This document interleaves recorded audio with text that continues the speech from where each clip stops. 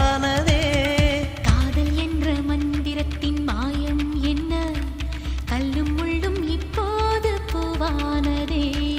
வானவில்லின் துண்டொன்று மண்ணில் வந்து யாருக்கும் சொல்லாமல் பெண்ணானதே.